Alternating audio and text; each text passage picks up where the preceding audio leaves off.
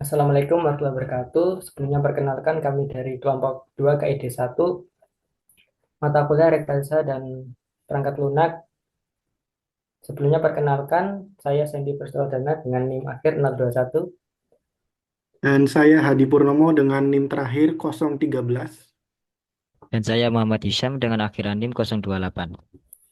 Baik, di sini kami akan menjelaskan proyek dari alur aplikasi yang sudah kami rancang sebelumnya yang bernama Sipena, Sistem Peminjaman Arsip KPKL di Kota Surabaya, di mana rencananya aplikasi atau sistem ini akan kami implementasikan di tempat PKL kami. Baik, untuk selanjutnya akan dibahas di Oke. Di sini kita sudah masuk ke tampilan menu ya dari teman-teman. Ini menu dashboardnya. Jadi di menu dashboard ini kita sudah melihat itu bisa ada menu masukkan NIP, masukkan password dan pilih role. Nah, pada kali ini kita akan masuk sebagai user.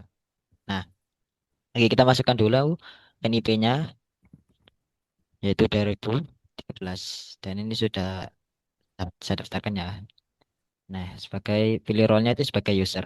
Ketika semua sudah diisi, kita tekan login ya teman-teman.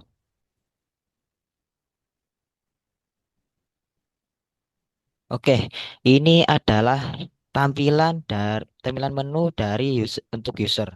Nah, untuk user sendiri itu bisa melihat statistik arsip per kategorinya.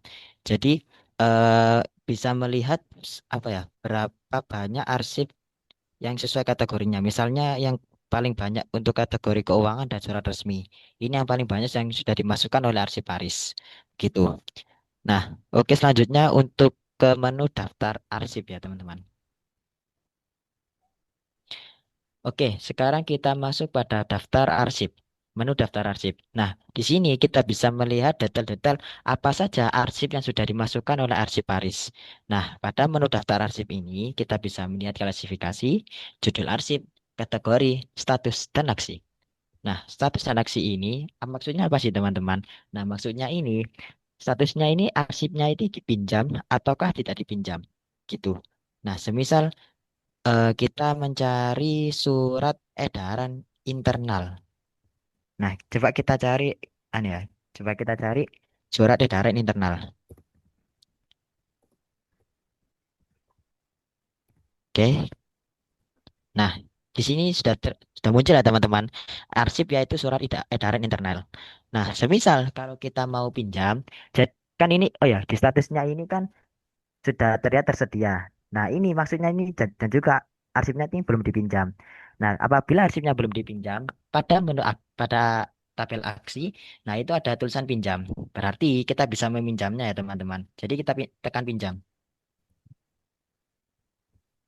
Nah, secara otomatis nanti kita akan langsung pindah pada laman peminjaman saya. Nah, pada laman peminjaman saya ini sebagai riwayat di mana saya ini pernah meminjam apa saja arsip yang pernah saya pinjam. Nah, saya jelaskan ya. Ini saya pernah pinjam total ada 6 arsip, yaitu yang satu menunggu, tiga setujui, dan satu dua ditolak.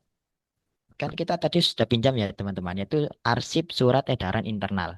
Nah, eh, pada menu peminjaman arsip ini akan ada tabel arsip, tanggal pinjam, tanggal kembali, dan status. Nah, pada status ini kita bisa melihat ya, kalau semisal arsipnya itu disetujui, maka akan terlihat tulisan disetujui. Dan apabila ditolak oleh arsiparis, nah ini akan muncul tulisan ditolak arsip. Nah, apabila arsiparis ini belum menyetujui apakah arsip yang kita pinjam tadi itu sudah setuju apa belum. Nah, ini tulisannya akan ditulis menunggu. Begitu ya, teman-teman. Oke, kita pindah pada slide selanjutnya. Nah, baik, selanjutnya kita akan masuk ke akun dari admin atau dari arsip-arsip sendiri. Yang pertama kita masukkan nicknya dan pilih role sebagai admin. Terus kita klik login. Nah, untuk menu tampilan sendiri, di sini ada dashboard, daftar arsip, persetujuan peminjaman, daftar user, dan laporan. Pada dashboard sendiri, kita bisa lihat ada statistik arsip per kategori, yang mana di sini tertotal ada 11. Kalian bisa lihat sendiri, di sini ada statistik sendiri. Terus yang kemudian kita masuk ke daftar arsipnya. Nah, di daftar arsip ini sebenarnya hampir mirip sama yang di user tadi, cuman di sini kita bisa mengubah, mengedit ataupun menghapus. Nah, baik teman-teman, di sini di daftar arsip ini kita bisa menambah arsip, mengedit ataupun menghapus arsip. Kita contohkan terlebih dahulu untuk menambah arsip ya. Nah, di sini kita bisa mengisikan klasifikasinya terlebih dahulu. Sebagai contoh kita isi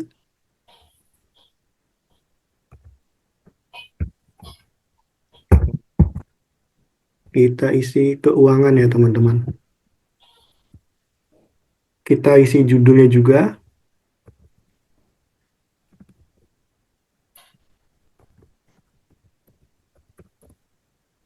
Dan kita isi kategori juga ya.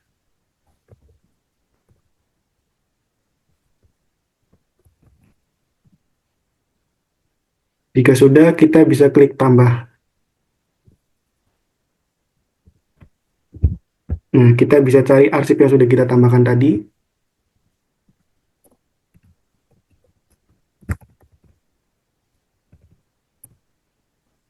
Nah, ini sudah muncul ya teman-teman. Nah, di sini juga kita bisa mengubah ataupun menghapus arsipnya teman-teman.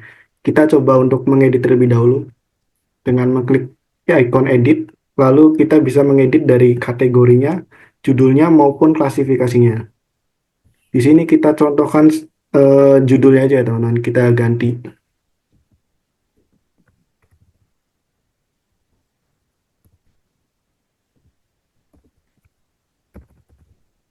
Kita ganti menjadi laporan tahunan dan klik simpan. Kita cari kembali arsip yang telah kita ganti tadi. Dan klik cari. Nah, ini ada dua ya teman-teman. Yang tadi itu yang tulisannya tersedia. Nah, di sini juga kita bisa menghapus arsipnya teman-teman. Kita bisa ngeklik hapus. Lalu di sini ada menu konfirmasi apakah ingin menghapus arsip ini atau tidak. Jika iya, kita klik iya dan hapus. Maka arsipnya akan terhapus di daftar arsip.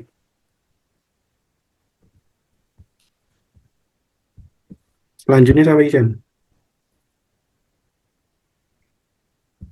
Baik, selanjutnya terkait dengan persetujuan peminjaman, di mana pada fitur ini jika admin menyetujui dan menolak. Yang pertama, pada tampilan persetujuan peminjaman ada total 7 arsip yang sudah masuk di menu admin ini. Yang pertama ada status menunggu, yang kedua ada 4 disetujui, dan ada 2 yang ditolak. Sebagai contoh yang tadi sudah dicontohkan oleh teman saya Hisham dengan menggunakan user Hadi Purnomo dengan telepon seperti tertera pada gambar di atas, dan arsip dengan judul surat edaran internal dengan tanggal pinjam 9 Oktober 2025 dan tanggal kembali 16 Oktober 2025 dengan status menunggu, di mana status menunggu ini perlu persetujuan admin baik itu disetujui ataupun ditolak. Sebagai contoh, kami menyetujui dari akses arsip tersebut. Nah, jika arsiparis menyetujui, bahwasanya keterangan status ini yang semula menunggu berubah menjadi status disetujui. Kemudian, jika status ditolak, akan tampil tampilan seperti pada gambar berikut ini. Jadi, statusnya ditolak. Contoh, dengan arsip dengan judul formulir perizinan arsip dengan tanggal pinjam 8 Oktober 2025 dan tanggal kembali 15 Oktober 2025 dengan status ditolak, karena mungkin ada beberapa hal yang menyebabkan arsip tersebut tidak boleh dipinjam oleh user atau pengguna. Baik. Kemudian di menu daftar user, nah pada tampilan daftar user ini arsiparis mempunyai wewenang untuk mendaftarkan user baru dalam mengakses atau mencari arsip. Saya contohkan sebagai berikut. Nah, di tambah user ini, arsiparis harus memasukkan dimulai dari init, nama, nomor telepon, role-nya ini sebagai user atau admin, dan juga password, di mana saya menyatakan sebagai berikut. NIP-nya 443, nama, Syam, nomor telepon. Nah, saya ini menyatakan role-nya sebagai user ya teman-teman, dengan password.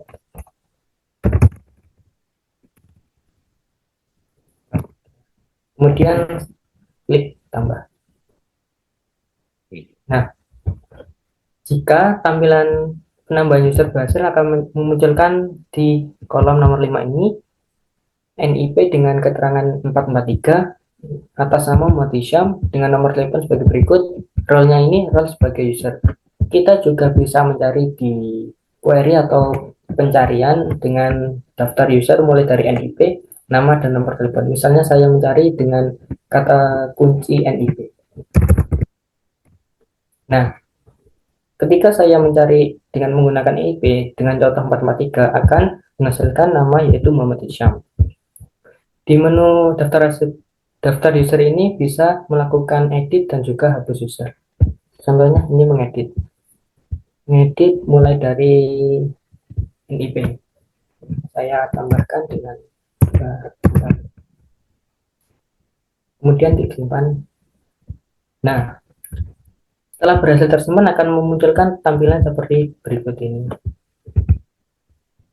Tidak hanya menu edit saja, di tampilan daftar user ini dari adminnya juga bisa menghapus user yang mungkin ingin dihapus atau tidak aktif kembali dengan memencet hapus. Nah, berikut ini tampilan user yang sudah dihapus tadi atas nama Muhammad Hisham. Kemudian, nah, yang terakhir terkait dengan tampilan laporan, di mana tampilan laporan ini tujuannya untuk mengetahui bahwasanya kode arsip, nama arsip, atas nama peminjam, tanggal pinjam, dan tanggal kembali terekam semua mulai dari nama semua user, semua status, dan tanggal atau filterisasi yang dapat digunakan oleh arsiparis sendiri. Contohnya ini saya langsung cetak laporan. Nah, di mana di menu laporan ini akan memunculkan terkait dengan nomor, kode arsip, nama arsip, peminjam, tanggal pinjam, tanggal kembali, dan status, baik itu disetujui, ditolak, maupun status menunggu. Kemudian klik simpan. Nah, ini akan masuk di folder penyimpanan laptop masing-masing. Nah, dari menu laporan sendiri, admin juga dapat memfilter pengguna. Ini contohnya Hadi Purnomo. Kemudian cek filter. Nah, ini. Jadi untuk laporan peminjaman atas nama Hadi Purnomo ini sudah meminjam sebanyak 6 kali dengan kode arsip sebagai berikut, dan juga judul arsip atas nama Hadi Purnomo, tanggal pinjam, dan tanggal kembali.